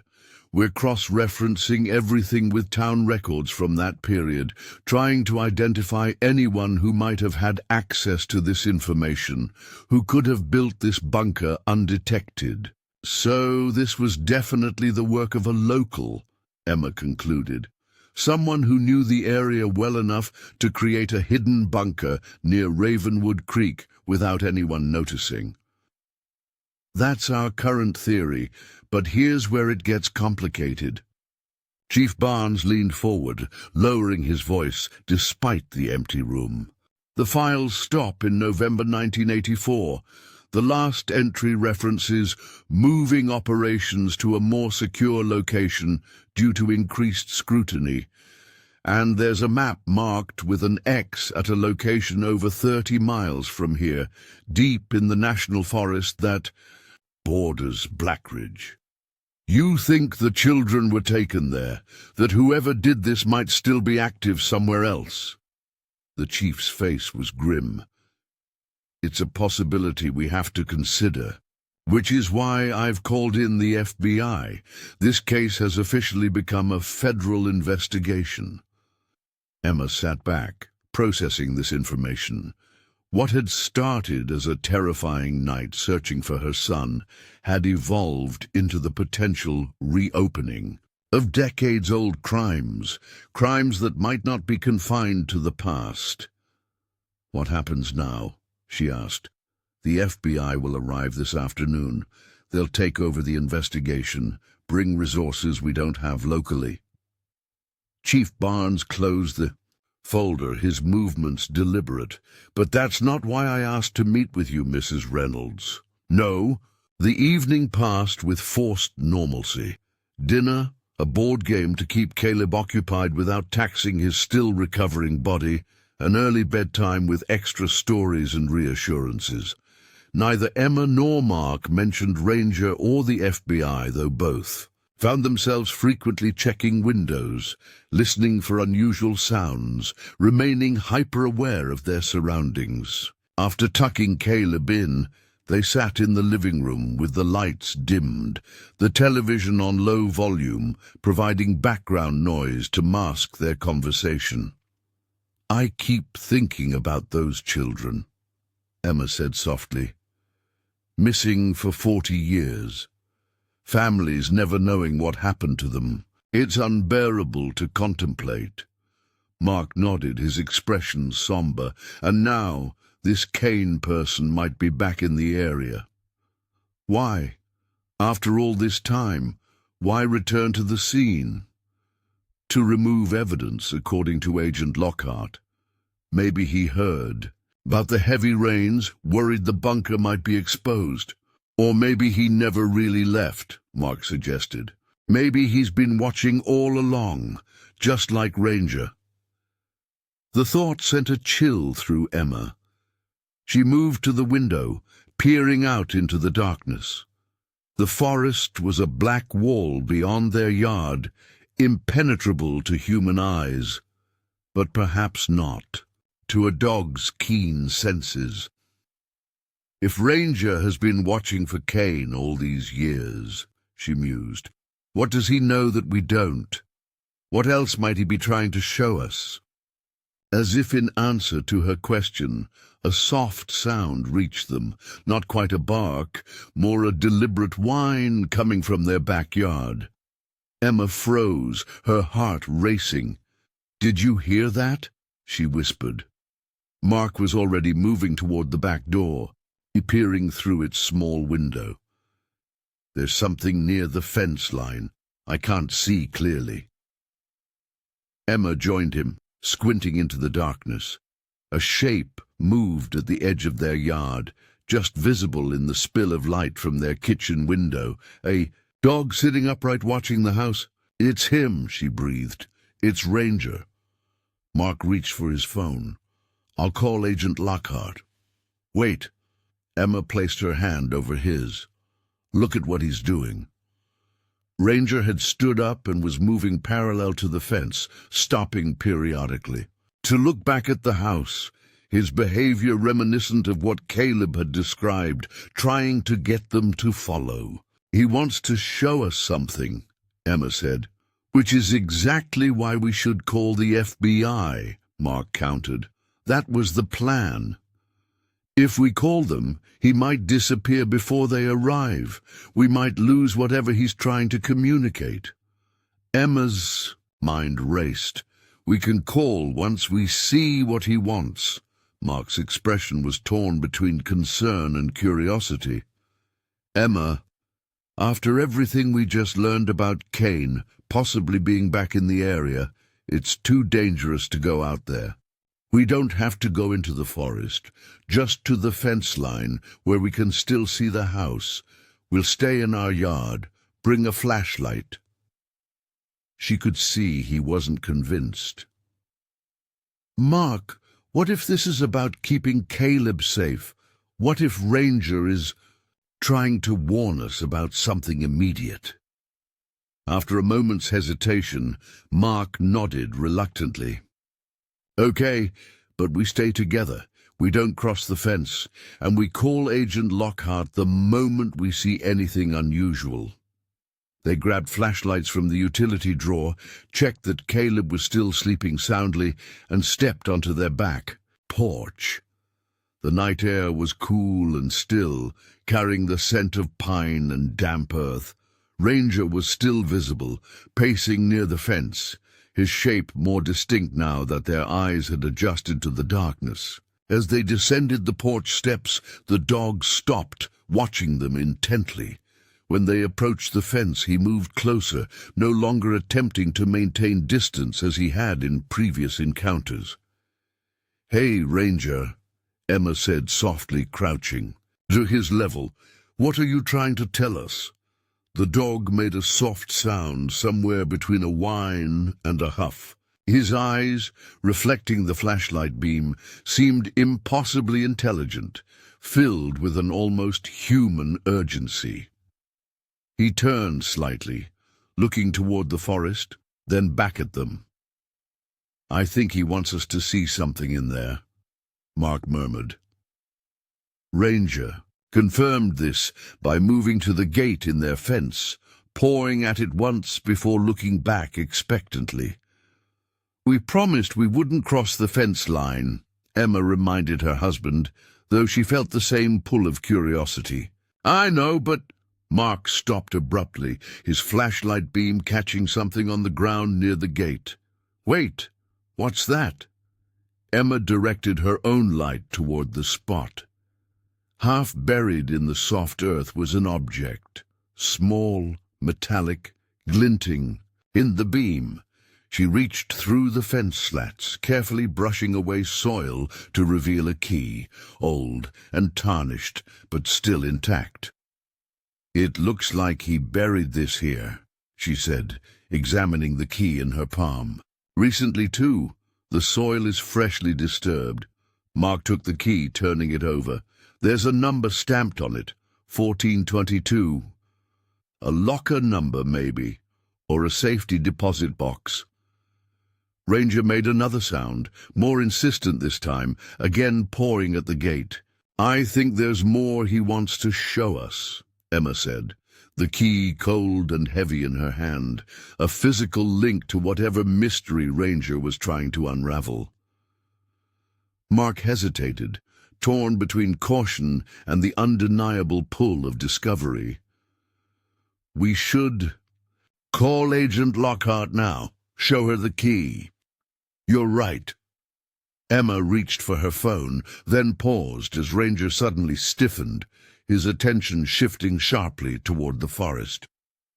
His posture changed entirely, hackles rising, a low growl emanating from deep in his chest. "What is it?" Mark whispered, instinctively moving closer to Emma. "What does he see?" Ranger continued growling, his focus fixed on something beyond their perception, something hidden in the darkness between the trees. Then, without warning, he barked once, sharp, commanding, before darting into the forest, disappearing within seconds. "He's gone," Emma breathed, her pulse racing. "Something spooked him." "Or someone," Mark replied grimly. "Let's get back inside, now." They retreated quickly to the house, locking the door behind them, the key clutched tightly in Emma's hand. Mark immediately called Agent Lockhart, explaining what had happened, while Emma checked on Caleb, relieved to find him still sleeping peacefully. "They're sending agents to sweep the forest edge," Mark reported after ending the call. "Lockhart is on her way here. She wants to see the key." Emma nodded, placing the key on a paper towel on their kitchen counter. "What do you think it opens?" "No idea, but Ranger clearly wanted us to have it." Mark peered through the window toward the now empty yard. "Did you see how he reacted before he ran?" "Like he sensed a threat." "Or recognized someone," Emma added softly. "Someone he's been watching for a very long time." The implications hung in the air between them. Edward Kane returned to the scene of his crimes after 40 years, perhaps observing them from the forest even now. The thought sent a shiver down Emma's spine, but alongside the fear was a growing determination. Whatever secrets Pinewood Valley held, whatever darkness lurked in its past and present, she would face it to protect her son.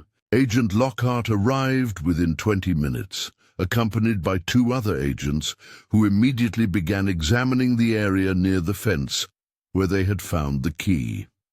Inside, the agent studied the key carefully, photographing it from multiple angles, before placing it in an evidence bag. 1422, she mused. It could be a safety deposit box number. We'll check local banks tomorrow, or possibly a storage unit. She looked up at Emma and Mark. "You did the right thing calling me, especially after Ranger's reaction to something in the forest." "Do you think it was Kane?" Mark asked. "Could he have been watching us?" "It's possible. My team is searching the area now, but it's difficult to track someone in that terrain at night." Agent Lockhart's expression remained professionally neutral, but Emma caught a flash of concern in her eyes. "As a precaution, I'd like to station an agent inside your home tonight, just to ensure your family's safety." Mark nodded immediately. "Yes, of course." "What about Ranger?" Emma asked. "If he comes back, he wants us to follow him," Emma reported to the agents. "I think he knows where Kane is." The next few minutes passed in a flurry of activity as additional agents arrived, including Agent Lockhart. After a brief consultation, a decision was made. They would follow Ranger, but with a fully armed tactical team in the lead. Emma would accompany them only to the forest edge, where she would remain with several agents while the main force continued the pursuit. "He may not lead them if I don't go," Emma argued, watching as Ranger paced impatiently at the boundary between yard and forest. "We can't risk civilian casualties if this leads to a confrontation with Kane," Agent Lockhart replied firmly. "My team is trained for this. Ranger has consistently demonstrated his intent to expose Kane. He'll continue that mission with or without you." Recognizing the wisdom in this, Emma reluctantly agreed. She watched from the forest edge as Ranger led the tactical team deeper among the trees, his brown shape occasionally visible in the beams of their flashlights before disappearing entirely. Into the growing darkness, Mark joined her after ensuring Caleb was safely inside with an agent. "Any news?" "Not yet. They just followed him in." Emma leaned against her husband, drawing strength from his presence. "It's strange, isn't it? How much we've come to trust a dog we've known for less than 2 days." "Caleb trusted him from the start," Mark observed. "Children seem to have a sixth sense about these things, who to trust, who to fear." "Like Ranger himself," Emma mused, "knowing who the real threat was, even when no one believed him, watching, waiting, protecting for all these years." They fell silent, the minutes stretching as they waited for word from the search team. Around them, FBI agents maintained vigilant positions, weapons ready, radios murmuring with periodic updates. The night deepened, stars appearing overhead in a clear spring sky that seemed oblivious to the human drama unfolding beneath it. Finally, after what felt like hours, but was perhaps only 40 minutes, the radios crackled with renewed activity. Agent Lockhart, who had been conferring with her team near the command vehicle, approached Emma and Mark, her expression tightly controlled. "They've found something," she reported. "A cabin, deep in the forest, well off any marked trails. Completely hidden unless you know exactly where to look." "Kane?" Mark asked tensely. "Not yet, but evidence of recent occupation. They're proceeding carefully, clearing the structure room by room." She glanced toward the forest, her professional demeanor momentarily lapsing to reveal genuine wonder. Ranger led them straight to it. No hesitation, no wrong turns, as if he's known its location all along. "He probably has," Emma said softly. "He's been watching this forest for 40 years, waiting for this moment."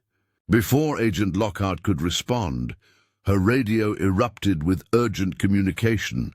She stepped away to listen, her posture tensing as she received the update.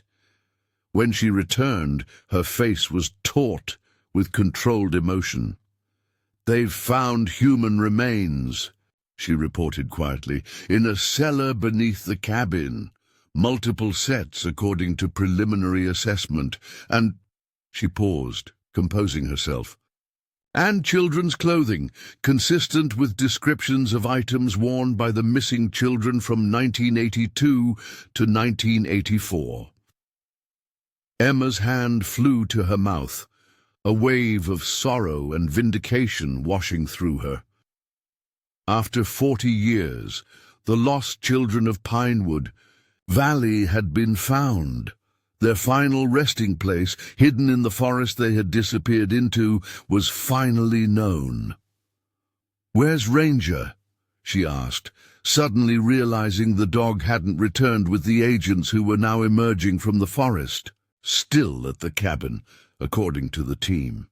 He led them to the cellar entrance, then took up position outside, as if standing guard. Agent Lockhart's expression softened slightly. One agent reported he seemed at peace, as if he'd completed a long-delayed mission. "And Kane?" Mark asked. "No sign yet, but we've expanded the search perimeter around the cabin. With this discovery, we have enough evidence to charge him with multiple homicides whenever we do apprehend him. Every law enforcement agency in the country will be looking for him." Her voice hardened with determination. "He won't escape justice. Again."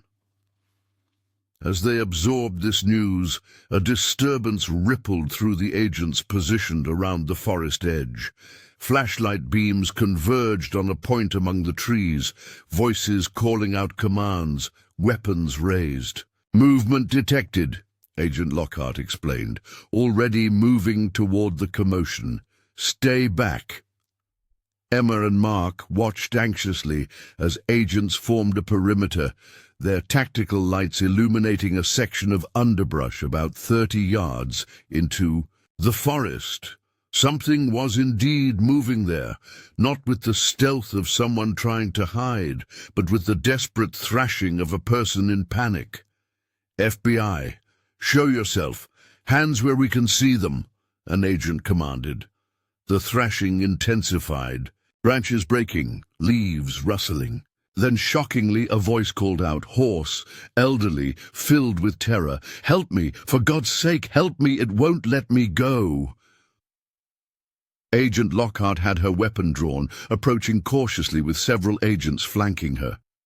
"Edward Kane, identify yourself." "Yes, please, the dog. It's got me trapped." Emma's pulse quickened. Ranger had found Kane and somehow cornered him, preventing his escape until authorities arrived. After 40 years of watching, of waiting, the dog had completed his mission, exposing both the fate of the missing children and capturing the man responsible for their deaths. The FBI tactical team moved in, flashlights revealing a startling tableau. An elderly man, thin and weathered, pressed against a tree trunk, unable to flee because of the large brown dog standing before him, teeth bared in silent threat. Ranger wasn't attacking, wasn't even touching Kane, but the message was clear. The man would not pass. "Edward Kane, you are under arrest for the kidnapping and murder of Michael and Ellie Donovan, Vanessa Collins, Jason Mercer, and Thomas. Reed," Agent Lockhart announced, her voice carrying through the night air as agents moved in to handcuff the suspect. "You have the right to remain silent." As Kane was secured and led away, his frail appearance belying the monster he had been, Ranger remained where he was, watching the proceedings with unwavering attention. Only when the man was placed in a vehicle, the door firmly closed behind him, did the dog relax his vigilant posture. Emma, unable to contain herself any longer, broke away from Mark and approached the forest edge. "Ranger," she called softly. The dog turned, regarding her for a long moment before slowly walking toward her. There was something different about him now, a lightness to his movements, as if a great burden had been lifted from his shoulders. When he reached her, he allowed Emma to kneel beside him, to place a gentle hand on his head in a touch he had never permitted before. "You did it," she whispered. "You found them. You found him. It's over now." Ranger made a soft sound, leaning briefly into her touch before pulling away, his gaze turning toward the house where Caleb waited. He took a few steps in that direction, then looked back at Emma, his meaning clear. "You want to see Caleb," she realized. "Of course, he's been worried about you." With Agent Lockhart's permission, they walked together toward the house, FBI agents Emma and the remarkable dog who had bridged 40 years of silence to bring justice to the lost children of Pinewood Valley. On the porch, Caleb was waiting, having slipped past the agent assigned to watch him when he saw the commotion outside. "Ranger!" he called, his face lighting up. "You came back!" The dog approached him with gentle familiarity, allowing Caleb to throw his arms around his neck, in an exuberant hug. For a brief moment, the tableau stirred something in Emma's memory. The photograph Agent Lockhart had shown them, of Thomas Reed embracing a remarkably similar dog decades ago. "Did you find the bad man?" Caleb asked Ranger, as if expecting a verbal response. Ranger made a soft sound that Caleb seemed to interpret perfectly. "I knew you would. You're the bravest dog ever." As night fully descended, the activity around their home gradually organized into structured investigative work. Edward Kane was transported to a federal holding facility. The cabin in the forest became a major crime scene, and Agent Lockhart established a command center in Pinewood Valley's small police station to coordinate the multi-agency effort now underway. Through it all, Ranger remained with the Reynolds family, accepting water and food when offered, but primarily staying close to Caleb, as if ensuring the boy's continued safety even after Kane's capture.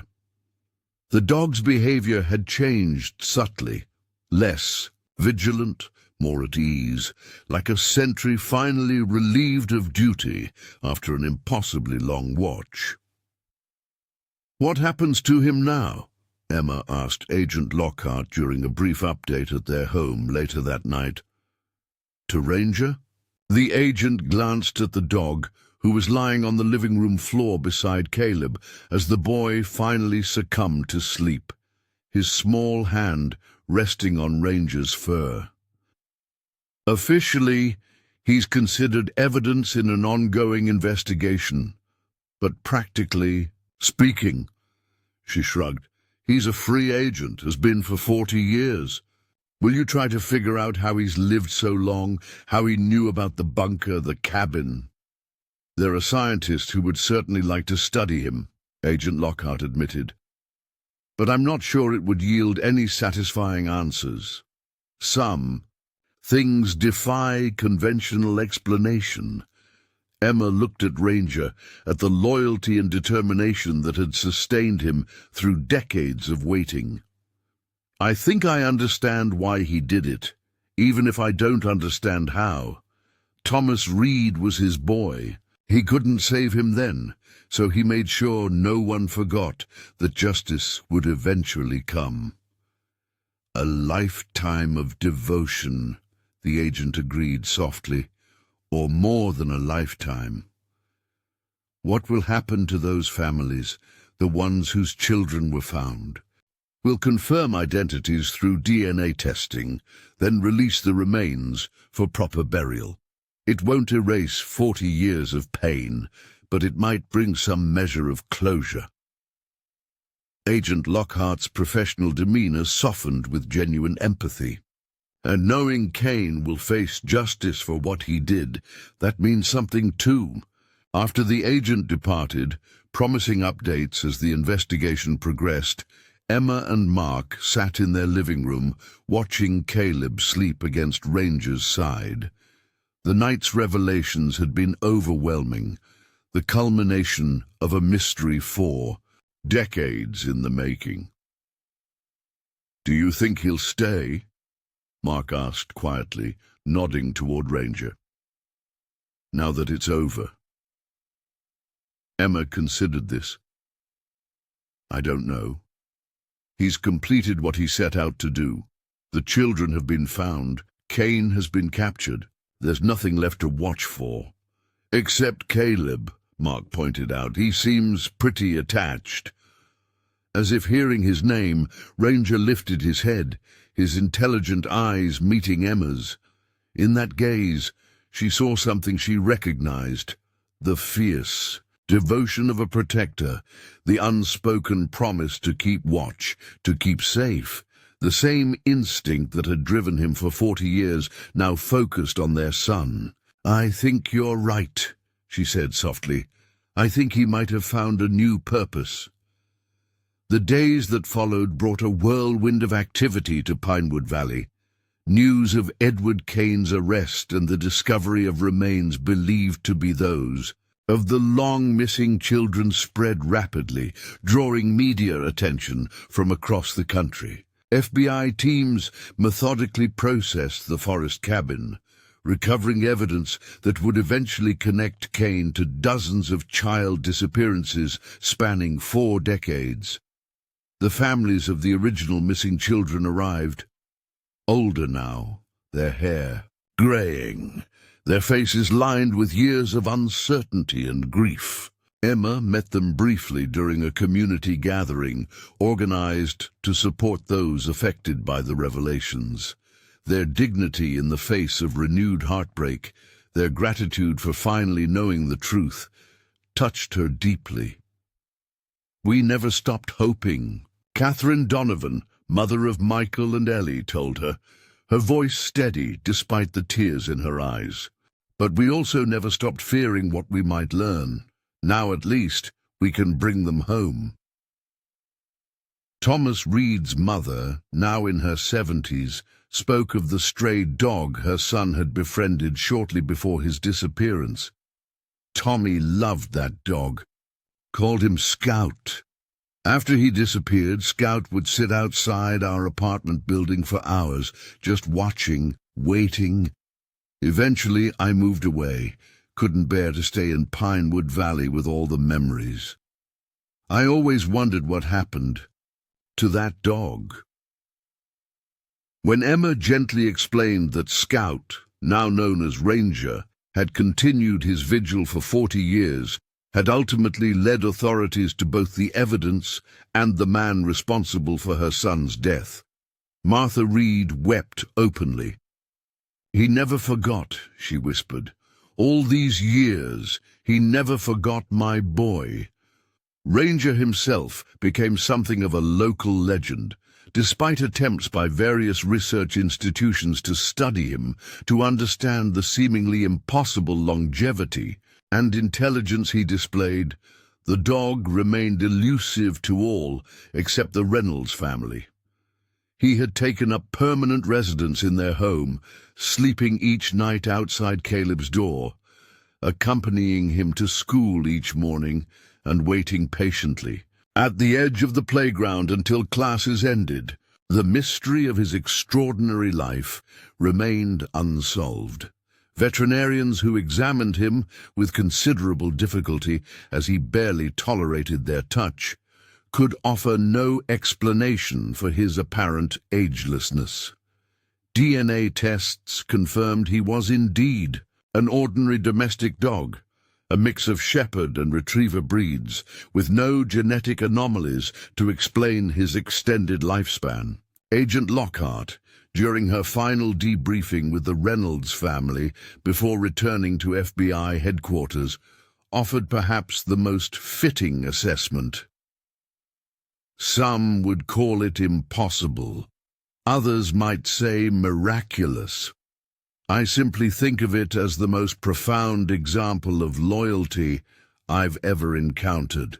For Emma, the explanation mattered less than the reality, that Ranger had found them when they needed protection, that he had connected past to present in a way that brought justice to victims long forgotten by the wider world. His dedication had transcended normal boundaries, redefining what was possible when driven by love and purpose. As spring blossomed into summer, life in Pinewood Valley gradually returned to something approaching normalcy. Edward Kane's trial would not begin for months, but his detailed journals and the physical evidence recovered from the forest cabin left little doubt about his guilt. The families of the original 5 victims planned a joint memorial service, finally able to lay their children to rest properly after 4 decades of uncertainty. For the Reynolds family, the forest that had once seemed ominous now held a different significance, a place where truth had finally emerged from darkness, where justice had been served through the remarkable determination of a dog who refused to let the world forget. On a warm evening in June, as fireflies began to appear in their backyard, Emma sat on the porch steps watching Caleb play fetch with Ranger. The dog moved with the energy of a much younger animal, his brown coat gleaming in the golden light of sunset, his eyes bright with joy as he returned the ball to Caleb's waiting hands. Mark joined her, sitting close enough that their shoulders touched. "He seems happy," he observed, nodding toward Ranger. "More like a normal dog every day." "I think he is happy," Emma agreed. "He carried that burden for so long. Now he can just live. Thanks to him, those families can finally have peace too." Mark's voice softened, and who knows how many other children he saved by stopping Cain, including our son. Emma leaned against her husband, watching as Caleb laughed, rolling in, the grass with Ranger playfully nuzzling his side. The sight filled her with a profound gratitude, not just for their son's safety, but for the extraordinary sequence of events that had brought this remarkable dog into their lives. "You know," she said thoughtfully, "when we moved here I was so resistant. I saw the forest as something threatening, the small town as limiting. I never imagined we'd become part of something so much bigger than ourselves." Helping solve cold cases with the FBI and an ageless dog wasn't exactly in the brochure, Mark agreed with a wry smile. "But it taught me something important." Emma watched as Ranger paused in his play to look toward the forest, his vigilance momentarily returning before he turned back to Caleb with renewed focus.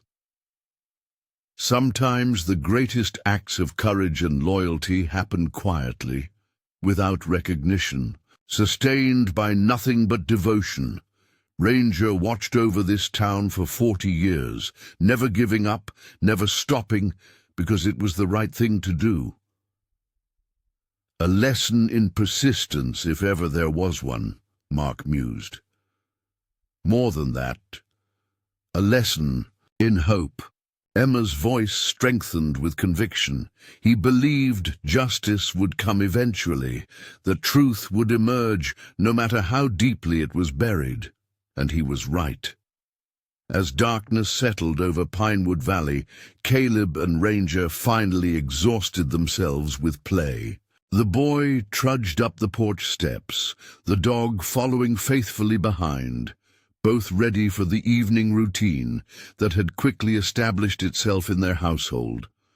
Later, after Caleb was tucked into bed, Ranger took up his usual position outside, the bedroom door, alert but relaxed, a guardian whose long vigil had transformed into something gentler but no less devoted. Emma paused beside him, crouching to meet his intelligent gaze. "Thank you," she whispered, the simple words encompassing all she could never fully express. Gratitude for saving Caleb, for bringing justice to the lost children, for showing them all what loyalty truly meant. Ranger responded with a soft sound, neither a whine nor a bark, but something uniquely his, a communication beyond words, an acknowledgement of understanding. Then he settled more comfortably, head on paws, eyes remaining open, watching. Some habits, it seemed, were too deeply ingrained to ever fully disappear. Even in peace, even in safety, he remained a watcher, a protector, a bridge between what was lost and what might yet be saved. And in Pinewood Valley, where forest shadows had once concealed terrible secrets, his presence brought a new kind of security, a reminder that no darkness lasts forever, that justice may be delayed but is not denied, that love can transcend even the boundaries of time itself. Up next, you've got 2 more standout stories right on your screen. If this one hit the mark, you won't want to pass these up. Just click and check them out. And don't forget to subscribe and turn on the notification bell so you don't miss any upload from us.